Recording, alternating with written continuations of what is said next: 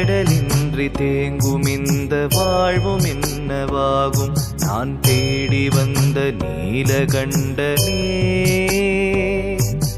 வாடி நின்ற போதில் என்னை தேற்றுகின்ற தெய்வம் ஒன்று உன்னையன்றி ஏதுமில்லையே விதி காட்டிய வழியே